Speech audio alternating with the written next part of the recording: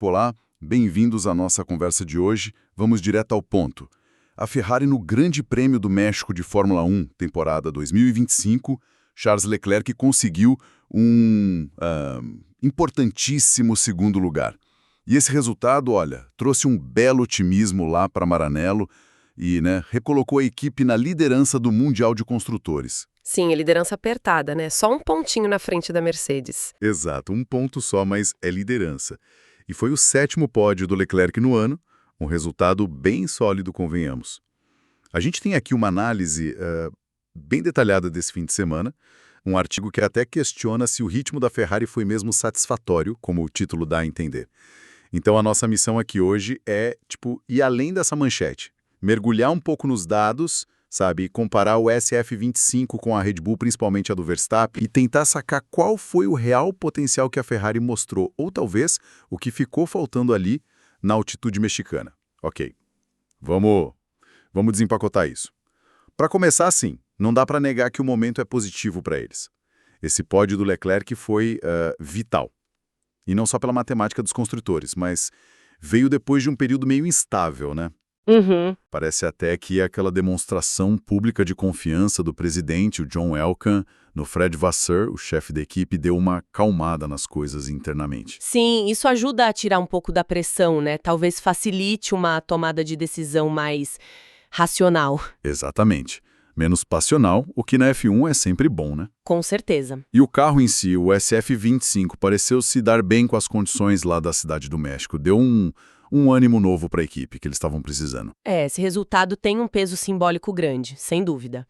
Mas, colocando as coisas em perspectiva, a linha de chegada mostrou Leclerc só 7 décimos na frente do Verstappen, Muito pouco, né? depois de 71 voltas. Pois é, uma margem mínima. E a gente não pode esquecer do tal do safety car virtual no fim, né? Ah, sim, o VSC. Isso. Ele foi acionado pela parada do Sainz e teve gente questionando se o lugar era mesmo perigoso para justificar a intervenção, porque o carro parecia estar numa área de escape segura. Claro, aí fica a especulação. Será que o Verstappen, que vinha tirando a diferença, conseguiria passar o Leclerc sem o VSC? A gente não vai julgar a direção de prova aqui, óbvio. Claro. Mas é um fator que, assim, complica um pouco a leitura do resultado puro, né? E tem o contexto do Verstappen também. Ele chegou no México numa fase, nossa, impressionante. Fez 70 pontos nas últimas 6 corridas antes dali. 3 vitórias nesse período, né? O cara tá voando. Exato, no auge da forma. Mas olha que curioso, essa análise que a gente está usando levanta uma hipótese interessante sobre a Red Bull naquele fim de semana específico. Ah, é? O quê? Sugere que talvez a RB21 não tivesse no seu pico de performance no México. Parece que o último pacote de atualizações deles, focado no assoalho, em uma pista tão particular, com altitude, ar rarefeito, pouca aderência, talvez tenha dificultado um pouco para eles extraírem o máximo do carro. Faz sentido. Uma pista muito específica. Pois é. E isso pode ter ajudado a nivelar um pouco as coisas com a Ferrari, pelo menos naquela corrida. Entendi. É uma possibilidade real. E a satisfação do Vasseur dava para ver, né? Terminar na frente da Red Bull e principalmente da Mercedes, que é a briga direta nos construtores, era o objetivo ali. Ele mesmo disse uma coisa que eu acho que pega bem o sentimento deles. Algo como, demos um passo à frente, conseguimos juntar tudo no fim de semana. Não ficou aquela sensação, tipo em Baku ou Singapura, de que deixamos algo para trás. Lá o carro não estava ruim, mas não tiramos o máximo. Essa fala dele é chave. Toca num ponto crucial que o próprio Vasseur e até gente como o Hamilton sempre batem na tecla: a execução. Exatamente. Hoje em dia na F1 ter um carro rápido é só metade do jogo, né? A capacidade da equipe de operar lisinho, sem erro, otimizar a estratégia, pit stop, tirar tudo do piloto e do carro, em todas as sessões, do TL1 até a bandeirada. É isso que faz a diferença no final das contas. Com certeza. E pelo discurso do Vasseur, parece que no México eles sentiram que chegaram mais perto disso, dessa execução ideal, mesmo sem a vitória. Sim, a execução foi um ponto alto para eles. Mas aí entra a questão que não quer calar, né? O paradoxo da temporada da Ferrari. Qual? Apesar desse desempenho bom no México, da liderança nos construtores, mesmo que magrinha, o SF25 ainda é o único carro das equipes de ponta Ferrari, Red Bull, Mercedes e McLaren que não venceu nenhuma corrida em 2025. É verdade. Impressionante isso. Pois é. A McLaren tem 13 vitórias, a Red Bull 5, a Mercedes 2. E a Ferrari? 0. Isso levanta uma pergunta importante, né? Qual pergunta? Essa falta de vitórias reflete o teto real do carro? Ou será que indica uma dificuldade da equipe em capitalizar quando a chance aparece?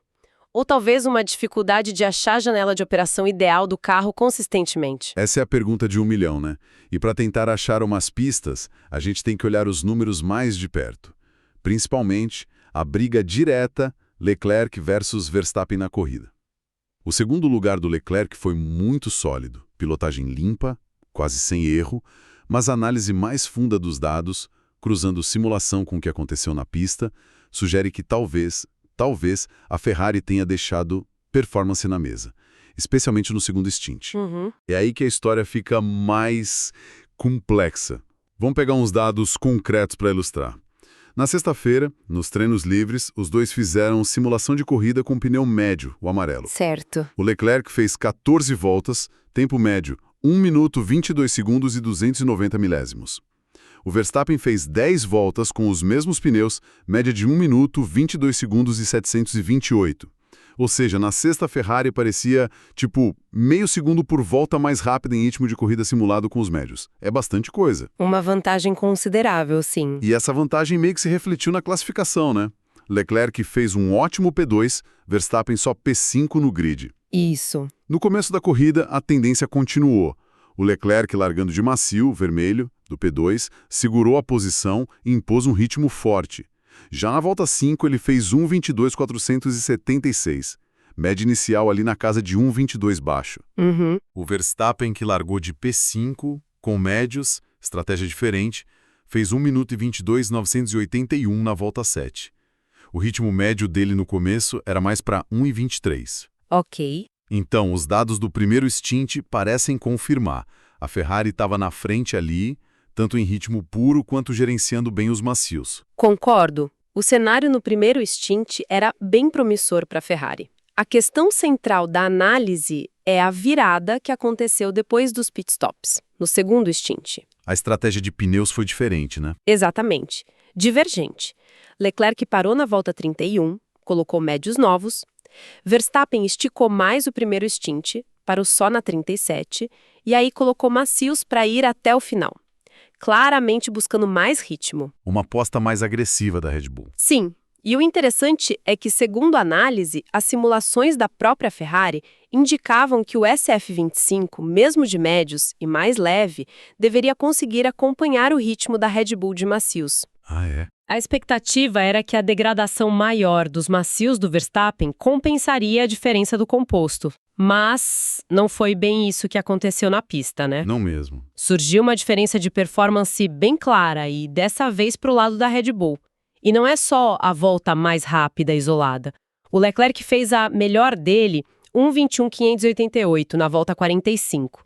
O Verstappen cravou 1:21.108 na volta 50. Mas o ponto-chave foi o ritmo constante. A média de voltas, né? Isso. O Leclerc passou a maior parte do stint rodando ali na casa de 1:22, talvez 1:21 alto às vezes. Já o Verstappen, de macios, estava direto na casa de 1:21 baixo. Chegou a ser quase 1 segundo por volta mais rápido em alguns trechos. Nossa, 1 segundo é muita coisa nesse nível. Demais. Foi essa diferença que permitiu ao Verstappen tirar toda a desvantagem e colocar aquela pressão no Leclerc no final, antes do VSC. E o ponto crucial aqui é tentar entender o porquê dessa diferença entre simulação e realidade. O que aconteceu ali? A análise sugere que a Ferrari, ou melhor, o SF25, simplesmente não se adaptou aos pneus médios naquelas condições de corrida do mesmo jeito que tinha feito na sexta, ou como as simulações previam. E parece que alguns fatores externos pesaram bastante. O principal, o calor. Tava quente no domingo, né? Muito! A pista chegou a 53 graus Celsius. Isso é uns 10 graus mais quente do que na classificação no sábado. Uau! Soma isso com a baixa aderência tradicional do México. Essa combinação de calor forte e pista escorregadia parece ter penalizado mais o acerto da Ferrari com os médios. Dificultou manter a temperatura ideal do pneu, gerou mais desgaste ou perda de performance do que eles esperavam. Entendi. O carro saiu da janela ideal de operação com aquele pneu, naquela condição? Exatamente. Essa dificuldade de adaptação naquele cenário específico com aquele composto aponta para uma conclusão importante. Ainda parece ter uma margem de performance ali. Talvez não gigante, mas significativa, que é a ser destravada no SF25, entendendo melhor e otimizando acerto para diferentes condições e pneus. Eles não conseguiram encaixar o carro perfeitamente naquele momento. E é meio surpreendente pensar nisso, né? Como o próprio artigo comenta.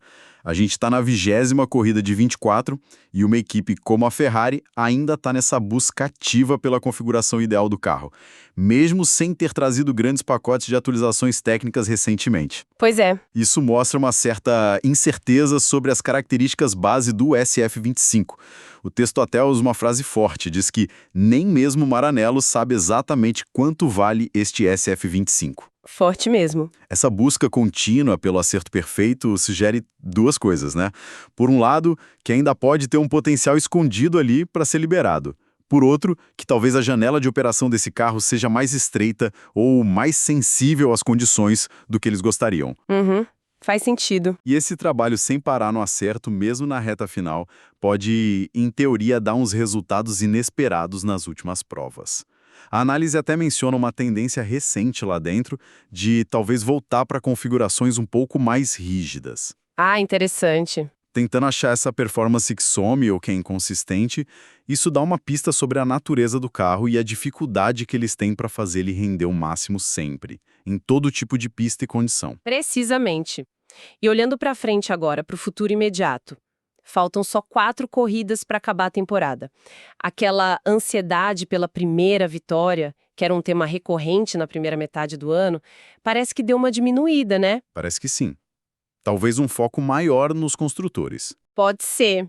Um reconhecimento pragmático de que a prioridade agora é essa briga ponto a ponto com a Mercedes. Focar em maximizar os pontos todo fim de semana.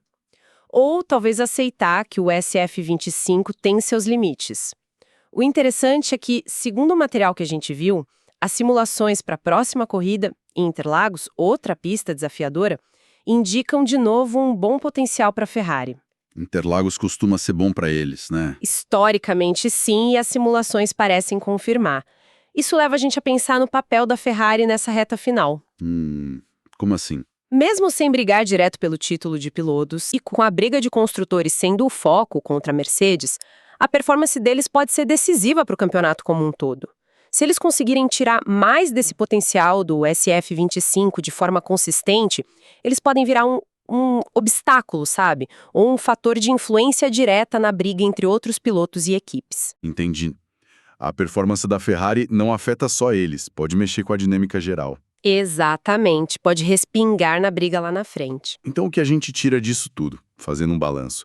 A Ferrari mostrou no México um ritmo que, em vários momentos, foi sim muito forte e competitivo, superou a Red Bull do Verstappen em fases-chave. Treinos, classificação, começo da corrida, o SF25 pareceu gostar da altitude, das condições iniciais ali. Sim. Mas a história mudou no segundo stint. A dificuldade com os pneus médios, piorada pelo calorão e a pista escorregadia, mostrou de novo esses desafios que a equipe ainda tem com acerto. Revelou que ainda tem um potencial ali que não foi totalmente explorado, uma janela de performance que eles continuam buscando, para achar e manter consistentemente. E essa busca contínua deixa a gente com uma reflexão final talvez um pouco provocativa. Manda. Considerando que a Ferrari ainda está nessa caça ao ponto G do acerto tão tarde na temporada, o que aconteceria se eles realmente achassem essa chave agora, nas últimas 4 corridas? Mesmo que isso não vire aquela primeira vitória tão sonhada para o SF25, por N motivo, circunstância de corrida, força dos outros, será que essa otimização final poderia fazer a Ferrari ter um papel decisivo e talvez inesperado na definição dos campeonatos, tanto de pilotos quanto de construtores? Como? Tirando pontos de alguém. Exato. Ao maximizarem o próprio resultado, será que eles poderiam, talvez sem querer, tirar pontos cruciais de um ou outro candidato ao título e influenciar o placar final de um jeito que pouca gente está prevendo agora? É uma boa pergunta. Fica aí a questão para a gente pensar até a próxima etapa.